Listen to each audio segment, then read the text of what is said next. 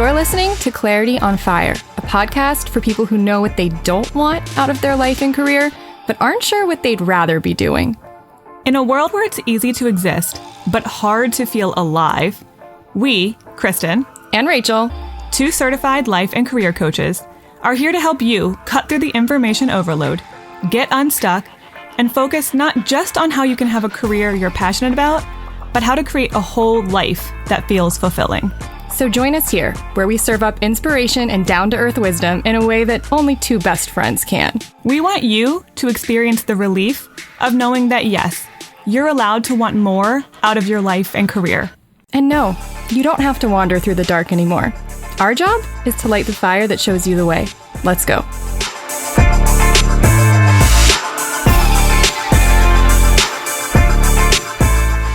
Hello. Hey. Some of our more keen-eared observers. I know that's not a phrase. I'm going to barrel through. We'll create it. We'll note that this was probably supposed to have been a bonus book club because it's a 5 Fridays in a month. Maybe 5 people. Well, now everyone knows that it should have been. But I want to speak to that one person who was like, oh, good. What book are we listening to this month? We're not. Sorry. I mean, but I feel like we've got a good... We'll come back in September with a bonus book club. We've I got promise. a good conversation for you today. You say that as if we've already had it. We haven't. We're having it right now. Yeah, I know. But I know it's going to be good because I know what we're going to talk about. Also, I happen to think all of our conversations are good. Otherwise, we wouldn't put them on the podcast. You and I have non-interesting conversations. Well, okay, I thought off air. Off air. Yeah, it's like we're on a radio show, but offline. Whatever. No one cares. I mean, interesting is in the ears of the beholder. Just changing a lot of really common sayings today to fit the medium. Okay, well, we're talking about people pleasing. It's not the first time we've done it, nor will it be the last. We have a lot to say on the subject. Yeah, and we have a course. We have so much to say. We built a course around it. Yes, there's a. First of all, we have a lot of people. I know we do because I talk to you. I work with you. We hear from you. We have a lot of people pleasers in our community. Like almost all of you in some There's degree. A few who are not, and I have mad respect, but a lot of us are people pleasers, and it affects everything. And so we got to talk about it. And we just have a lot to say on the subject after many, many years of coaching people. And for me, my whole life of being one in recovery, now trying to be, it's a constant struggle. We got a lot to say. And so we're gonna get into a few aspects of people pleasing today that maybe are kind of surprising. Maybe you've never thought about this before, or you've never thought about it in this way. You wouldn't have thought that actually counts as people pleasing, and it does.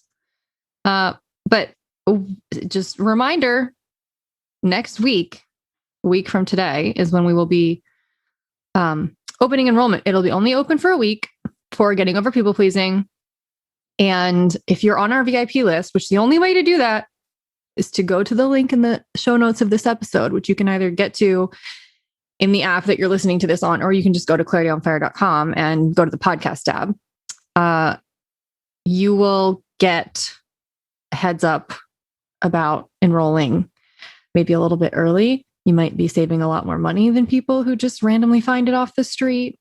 So I would highly suggest you be on that VIP list if you want to join. If you're even curious, I would join that and learn more earlier. Get a few extra perks. Yeah. It's a 4-week thing, and it's not totally like do it yourself. Yes, we're going to release the content week by week, so you can't work ahead. You got to kind of do it week by week. I mean, and you do have to do it. So we can't do it for you, but we can guide you through it. Yeah, and tell you what to do every week, and have some accountability built in. Yeah, and a group, because I think that people pleasers are, again, very easily swayed by other people. Let's use that to your advantage by getting over it in a group. where you want to people please the rest of the group by working on getting over it. Yeah. Why so not? we have we have a forum where you can comment and ask questions, and we'll respond, but also the people who are going through it, hopefully will be commenting along with you and sharing. So there's some nice accountability there. And at the end, we'll do a live hangout with the whole group, with Rachel and the whole group. And the point of it is not just to talk about it, not just to learn. No, it's not really about learning as much as it is about doing. You'll do a little bit of exploring, but the real intention of this course is let's help you start to get over it. Like what do you actually have to do? What are the steps you have to take to start responding differently and getting away from that default people pleasing? That's why it's not called learning about people pleasing, the course. It's called getting over it. That's what we're doing. It is action based, which is why that community might be helpful, because it's going to probably be a little uncomfortable, but for a good purpose. This will not be available after we close enrollment. I don't know when this will be available. We haven't done this in 2 years. So you can rest assured that it's going to be a long time before we do it again. We don't even have a plan to do it again. We might end up doing it again at some point, but as of now, there's no plan. And if you really want to do it, but you're like, wait, but the month of August, I'm traveling the whole month. I mean, also that's a nice life. If you can get it, that's fine. You can do it. You can do it at your own pace. Like you can sign up and do it at your own pace later. There's no. Yeah. If you have to miss a week because you're traveling, that's fine. Whatever. You can catch up. You still have access to the content forever. And even if you do it week by week with the group, you can revisit any of it on your own later. Speaking of, the content lives on once you've paid for it. Speaking of, for anyone who has done it with us in the past, who wants to redo it again, just email us, tell us, hey, add me to this new group. I want to go through it again. Some people want to do it, let's power wash down another layer of people pleasing. Just email us, contact@clarityonfire.com. Tell us you want to do it with us again. And if you're a current client of one of ours. Yeah. If we haven't yet talked to you about this and you're one of Rachel or my clients and you're like, wait, but I want to do it. You're someone who's working with us right now. You can also just email one of us directly. Email us and tell us, wait, can you add me to that? And I already have a list of people who've already told me, wait, can I do that with you? Our one-on-one clients pretty much get to do everything. They get access to all of our stuff. That's one of the perks of working with us one-on-one. Mm-hmm. So, okay. Join the VIP list. Enrollment will be open next week. And then you'll spend a month getting over people pleasing in a course built by one people pleaser and one non-people pleaser. It's kind of a cool balance. Getting the best of both worlds here. Okay. Well, speaking of people pleasing, we have 5 things that we actually don't get into in the course. Not directly. Not directly. But we thought might not be the most obvious things that you think of when you think of people pleasing. I want to have a quick caveat before we actually jump into these. Don't stop listening if you're not a people pleaser right now, because I guarantee you know some of them. And so even understanding these things about people pleasing will help you interact better with your people pleaser friends or family. Also, I'm not a people pleaser, and it's not like I've never done any of this stuff. Sure. It's not like there aren't certain people who bring out people pleasing tendencies in me more than others.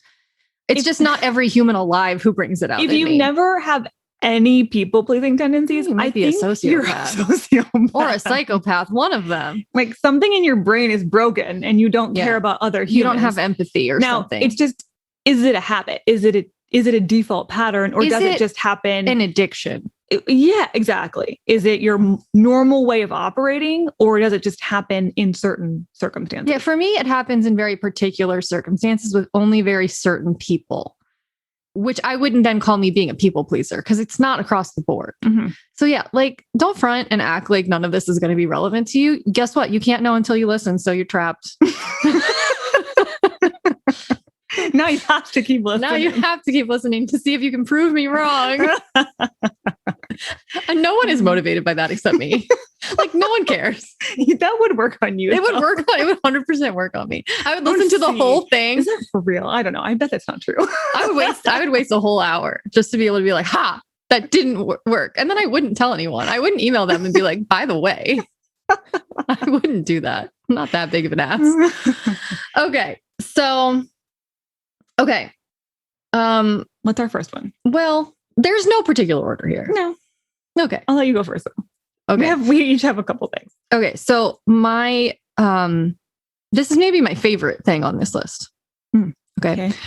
The goal is not to experience no guilt. Okay. So I have a lot of clients who strongly identify as people pleasers who will talk to me in coaching, or they'll email me and they'll be like, can you please help me figure out how to like set this boundary or say no to this person without feeling guilty? And I always go, no, I can't do that, because guilt is a side effect of getting over people pleasing, of working through your hangups around saying no and setting boundaries and doing the thing that as a people pleaser you find very difficult. So if you're thinking that your goal as someone who identifies as a people pleaser should be to experience no guilt, I actually think this is a very, very, very clever way of self-sabotage. Because what it means is you're never actually going to do anything different. If you believe the goal is to experience no guilt, then you can't do anything ever, because you know that you're never going to get to the point where you can do something hard. So it's like, what's the point? Yeah, no. And experience no guilt. This reminds me of, I think it was the last time we ran this course, somebody in the forum asked us, how can they were doing like a particular step, an action step to get over people pleasing. And they're like, how do I do this thing, but not disappoint anybody? We were like, how can I people please my way into not people pleasing? How can I not people please while people pleasing? We were like, did you just hear what you just said? That you might disappoint some people. Just like you might feel some guilt. The reason you're feeling guilt is that you may have disappointed someone. Yeah. I think a lot of people pleasers have such a strong reaction to guilt. So a lot of what they'll do will be to avoid feeling it because it's so uncomfortable. So they think when they're feeling it, something's wrong because of how uncomfortable it is. And part of the journey of getting over people pleasing is becoming comfortable with that level of discomfort, breathing through the discomfort of feeling guilty.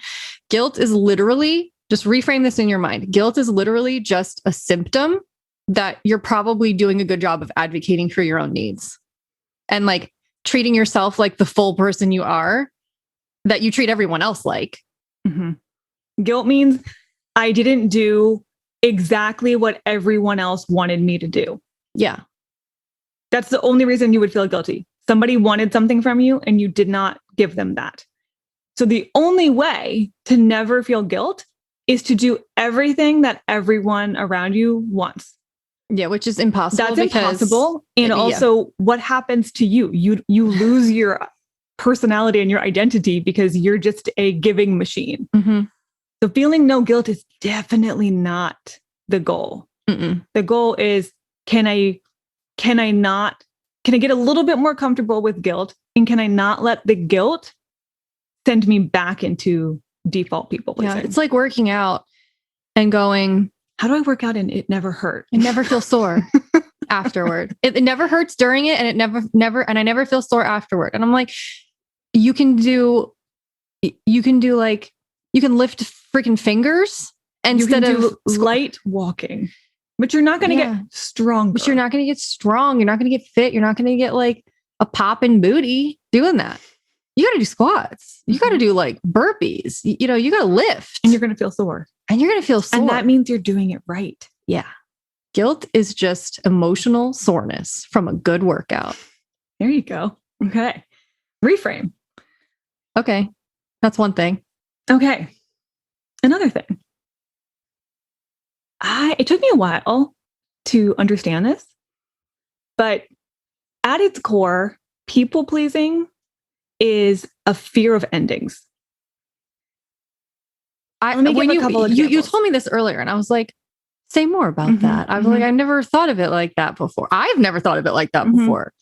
Yeah. I And I've talked to enough people pleasers, and it always rings very true for me too. So I have a feeling this is just a people pleasing thing, period. Okay. People pleasers are usually bending over backward to make other people happy because they're afraid if they don't, something's going to crash and burn around them. Like so the if they don't relationship people will please end or another person, that relationship will end. okay. If they don't people please at work, they're going to lose their job. So they have to go above and beyond to make sure everyone around them is happy and comfortable so they don't lose what they value. Okay. Now, the irony of this is that people pleasing actually is more likely to lead to the ending that you're so afraid of. 100%. So you're afraid of, if I don't people please this person, my friend, my spouse, my mom, then they won't want to have anything to do with me. They will leave me. So then you people please and you never speak up and say what you really want to say, or you never share how you feel, which might be different from how they feel. So you never really get that close in the first place. But also, you're going to feel resentful. If you are a people pleaser, at some point, you're going to get really resentful. So one of two things happen when people pleasers get resentful. They explode because it got pent up for so long and it has to go out at some point. And so I've seen people pleasers act like everything was cool for a long time and then go nuts on somebody over the littlest offense, which is more likely to lead to a real ending because it seems like it came out of nowhere to the other person. Or they just shut down. And they'll remove themselves because the resentment is so big and they're so afraid of the blow up of the conflict that they will just never do that. And they'll create this space, which might lead to an ending. So by people pleasing, you're more likely to create the separation or the ending of a relationship or a job because you never actually asked for what you needed. You never spoke up. No one ever got to know you. Yet nobody really got to know you in the first place. Yeah.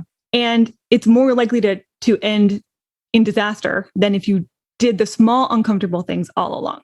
The TLDR on that, TLDL, too long didn't listen, is changing everything to auditory today. Yes. Is people pleasing is a very misguided bid for connection that actually leads to more disconnection, both with you and yourself and you and other people. Yeah. Yep. So if you're afraid that something you want to continue is going to end. And so you people please to try to get it to last longer. You're creating your own demise. Not to be dramatic. Not to be dramatic, but yeah. You're creating the thing that you fear the most. Okay. That was thing number 2. Mm-hmm. Okay. Thing number 3. Again, there's no order of importance here. These are just 5 things that we wanted to share that are kind of surprising about people pleasing that don't often, I don't think it occurs to people. I'll figure out what to call this in, post-production. I'm sure you'll come up with a catchy title. Whatever. Something that kind of sums it up. Thing number 3 is perfectionism is a form of people pleasing. A lot of people don't make that connection. No. And we actually have an old episode. I will link to it in the show notes about the 3 types of people pleasing that I highly recommend you listen to. And we get into them, all 3 of them in our course. In the course. Yeah. But perfectionism is actually one of the types of people pleasing. Think about it. At the core of perfectionism is wanting to manage other people's perceptions of you. Wanting everyone else to think that you are perfect. Yes. That's what perfectionism is by definition. Now, I think that some perfectionism isn't people pleasing necessarily, but a lot of it is. Okay. I'm not saying across the board because you can be a perfectionist just with yourself. No one else can be looking and not care. And that's and true. You can still be holding yourself to unrealistic, ridiculously high standards, more from a sense of low worth or just from a sense of feeling like my worth is tied to my productivity, which isn't necessarily about people pleasing. But I would actually argue that if you think your worth is tied to your productivity, then who do you think's watching you? Why do we need to be productive? If you were really in a bubble, why would you care? Yeah. But anyway, let's just say a lot of perfectionism actually is people pleasing, because much of perfectionism is about how you look to other people and being concerned and controlling of how you want other people to perceive you and your work. Mm-hmm. So those of you who have called yourself perfectionist for a long time, but you haven't always related to being a people pleaser, I want you to rethink that, because again, why are you so intent on doing everything perfectly? What do you want other people to think about you when you turn in that quote unquote perfect report at work, or when your kids are the most well-behaved at the birthday party or whatever? Exactly. What is the perception you want other people to have of you? And in a way, you're trying to please them. You want them to think all these good things about you. That's just a different slant on people pleasing. Yeah, and a lot of perfectionists hate that because they don't think of themselves as people pleasers. And then they kind of have to reckon with the fact that, well, yeah, you're trying to control something outside of yourself, which is what people pleasers across the board, doesn't matter what type of people pleaser you are, it comes down to control. I think I can control what happens by changing myself and my behavior to accommodate you. That's what people pleasing is at its core, is about control. Mm-hmm. Yeah, the behaviors you have to change to override your perfectionism are the same ones as people pleasing. Yeah. So that means they're pretty much in the same category. We got to treat them the same. So I think people treat them as separate. And I think if you really distill it down to its core, you can't deny. It's just another form of it. Okay. That was thing number 3. Okay. Thing number 4. People pleasers this may be surprising to some of you, maybe not to others. They are magnets for energy vampires. If you don't know what that term means, essentially it's just someone who takes all of your energy and is not very interested in giving it back. They're not interested in balanced relationships. Years and years ago, we had a bonus book club about dodging energy vampires. We did, which was, I think it was like back to it.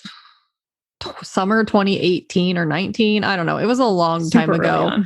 Yeah. I'll link to that, I guess, since we just talked about it. Yeah. In case you're like, I think I maybe do that. I need to learn more about that. We have a whole book club episode. And if you think about that dynamic, it makes sense. So people pleasers are driven by the need to give. Now, they need to give because it makes them feel a certain way. But still, at its core, I want to do for other people and give to other people and make them happy. Who would be the most likely to be super attracted to someone who wants to give? Somebody who is mostly interested in taking. Like narcissists and actual psychopaths. Mm-hmm. And also just, even if they're not, don't have a big scary label, they're just kind of douchebags. Assholes who are self-centered. Yes. Self-centered people who want other people to make them keep feeling good about themselves. People pleasers are going to be good at that. Yeah. They're going to be very attracted to that. So I say this because I bet a lot of you people pleasers have imbalanced relationships in some way, shape, or form. It might be romantic, it might be work, it might be family, where you're feeling kind of resentful again because you're doing way more than your 50%. And that might be in part because you have just habituated as a people pleaser. So whether or not they even want that, you're taking like 75% and they're only doing 25. But you might also be actively attracting people who want that imbalance. So sometimes it's like healthy people and you just you become over responsible for the relationship. Sometimes these were never healthy people in the first place, but they were magnetized to you. Mm-hmm. And I want you to look at your relationships that way to see, is there anyone that comes to mind where it doesn't feel like this even has the potential to be healthy? If I stopped people pleasing, their reaction would be dramatic. That might tell you might be dealing with an energy vampire. Mm-hmm. I mean, I don't know what, yes. I don't know what else there is to say about that. Just like, I would listen to that episode about energy vampires if you want more like signs that you're dealing with one and like symptoms that you might be feeling if you're around an energy vampire. Yeah. I found that like, that's very helpful, very interesting. Yeah. Yeah. Especially if you feel really drained and exhausted after interacting with somebody. Big sign. But she gives a lot of really helpful clues. It's not all on you. Like, I don't want you to feel bad if you are someone who realizes I've been attracting these type of people into my life. It's just your responsibility to clean it up so that you don't keep attracting these types of people. No, it's not. No, it's you probably learned your people pleasing at a very young age. We're going to help you figure that out and figure out where it came from. It's a mix of like it's a nature and nurture. So who makes the most potent people pleasers. Yes. So we're not trying to shame anybody for attracting this, but it is something you can change. But you have to first recognize, oh, I think I'm doing that. I think I have some of those people in my life. And now maybe I understand more of why. And if I do start getting over people pleasing, the chances are, if it's a true energy vampire, you're going to lose them because they will no longer be interested. Yeah. Well, yeah. If you're no healthy longer, people will recalibrate. Yeah. If you're no longer interested in giving, you're going to lose people who are nothing but takers. And that might be uncomfortable, but ultimately for your own good. Yeah. Okay. Thing number 5, hot on the heels of this. I saved the hottest take for last. People pleasing is a form of narcissism. Ooh. After we just told you that you might be attracting some narcissists. Yeah. And so you're probably like, how is that possible? You just told me that like people pleasers are a magnet for narcissists. I'm like, yeah, because you guys are perfect mirror images of each other. That's why. So I'm not saying like narcissist with a capital N, diagnosable necessarily, but I am saying people pleasing is a form of little n narcissism, which there are 2 types of narcissism. There's the kind you're thinking of, which is overt narcissism. Like, you know, just think of lots of politicians and celebrities and people who are gobbling up attention left and right and who are so self-aggrandizing and so self-centered and who would probably should have a actual diagnosis of narcissism, but they may not have because they're too narcissists to go to a psychologist or a psychiatrist and get one. And who make your family reunions really miserable. And, you know, we're not saying that's you. I'm not saying that's you, but what we are saying is that people pleasing is a form of covert narcissism. Why? Because people pleasing revolves around the idea that everyone must be thinking about me all the time. But what they're thinking about me is bad things.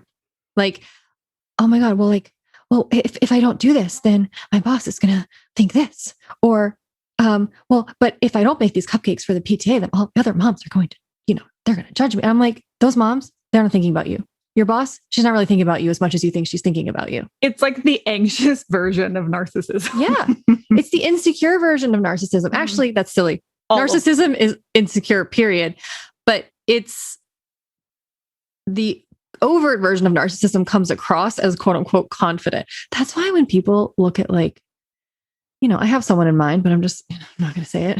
Like when they look at like a well-known celebrity or politician who's very, very, very narcissistic. And they're like, oh, he's strong. And I'm like, that is the weakest little man baby I've ever seen. Like the fact that people, that just tells you the health of the average emotional intelligence of health of people is kind of sad when they can look at someone who's really, really, really insecure and narcissistic and mistake that for strength. Like that's a problem we have with humanity, just as a side note. On the very, very surface, that's what it comes across looking like. Covert narcissism is not that. No, it doesn't come across looking strong. It comes across looking more insecure because it is, but they're both insecure. Well, and really at the core of people pleasing is your level of comfort. That's why it's kind of narcissistic. I'm doing this so that I feel more comfortable. Yeah. If you really are honest with yourself, you're not people pleasing only because you want other people to be happy. You're people pleasing because you don't like the discomfort of somebody thinking something bad about you, or somebody being upset with you, or being in a conflict moment or an argument. Yeah. And so all of your people pleasing actions are protecting your comfort. They're about you. They're about you. They're about your ego. Mm-hmm. They're about your fragility. That's a squirmy one, but it's true. It's true. So I hope that gives you maybe a little bit more desire to want to break that habit. Because when I first realized that, it took a long time, because people pleasing looks really kind. It looks selfless. It looks really giving and generous, almost like martyred, you know? Well, as if any of those things, like when you say all that, I feel gross. Like, I mean, I guess kindness is fine. Kindness is a good thing. Martyrdom is not. Selflessness is not. Selflessness is literally like, Glennon Doyle says, and we did a bonus book club on Untamed, how she says, why is the goal for all women, like the pinnacle for all women, selflessness? Meaning they literally completely and entirely lose their sense of self. That should not be the goal of any human, if you ask me. But yeah, no, we don't want you to be completely selfless. But there's a perception of people pleasing that's positive, that's kind, that's taking care of people, that cares about people. But the shady underbelly of people pleasing is that it's kind of about you. Yeah, it's really all about you. Mm-hmm. And you're just using the other. We're focusing on the other person as an excuse. This is all unconscious. No one thinks this is happening consciously, but you're leaning on, oh, I'm going to help other people. I'm going to do this. Because it gives you an excuse to keep doing it when it's about other people. If it's about you, you're going to it's going to unravel if you think it's about you, which is why I want you to think it's about you, because I want it to unravel. Because it's not actually serving you or anybody around you.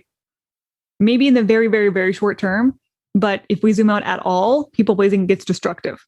And so we don't want that for you. We want that for anybody else. So recognizing the true nature of people pleasing and knowing that, it's actually kind of selfish. It's not selfless. No. Just like the overt version of narcissism is the obvious version of narcissism. People pleasing is the not so obvious version of selfishness. Yeah. And we got to look at it just the same, even if we don't want to. So if that makes you feel a little squirmy, then good.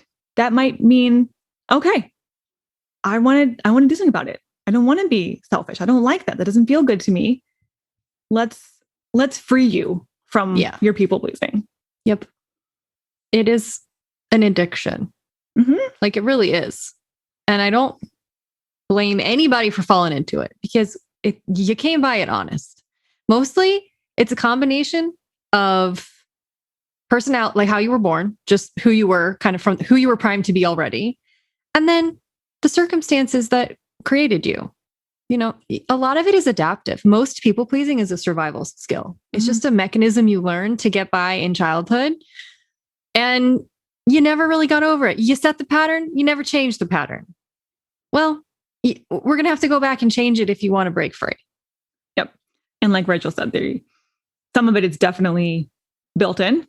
Some personality types are just more likely. Yeah. I mean, some people are born into the same household, same parents, practically the same age. There's only a year or two separating them. Totally different. One's a people pleaser, one's not.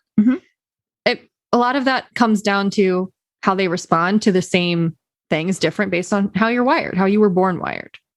And for our friends here who love assessments of all kinds, I know it's a lot of you. Yes. Just know that in getting over people pleasing, we connect people pleasing with the Enneagram.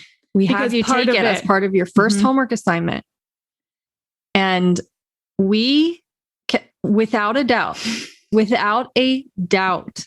the worst people pleasers are a combination of 3 Enneagram types. We're not going to tell you now because we're going to get into it in depth. Every single people pleaser I've ever met who's pretty bad. At least one of those. No. Usually all 3. All 3.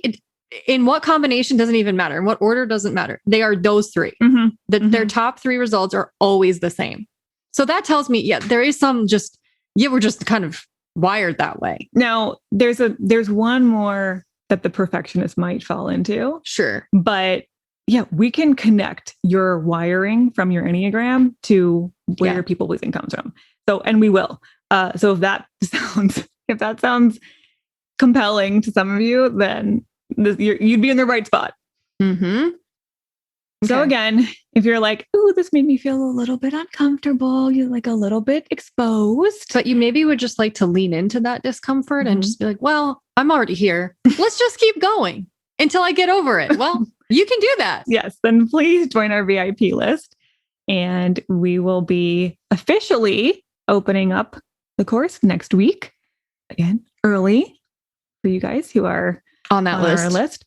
But it will be next week. And then we're going to kick off Monday, August 15th. Thank you. I'm bad at dates. So yes, mid-August, we will officially kick off. Yep. Okay. Well, love to hear your reaction to these surprising tidbits about people pleasing. That's not what I'm going to call this. Tidbits. I don't know if I've ever heard you say that word before. 5 surprising morsels about people pleasing. 5 slightly off-putting morsels. Let's maybe not call it that because then they won't want to be here. 5 fun facts about people pleasing. I think it sounds fun. Okay. Well, enjoy. Let us know what you think. Which one of these surprised you the most, if any? Or or made you cringe the most? Yeah. Ooh, that could be it. 5 cringy things about people pleasing that you need to know. I don't know. I'll come up with the title, but it's probably not going to be that. All right. Well, we will see you next week. Bye-bye.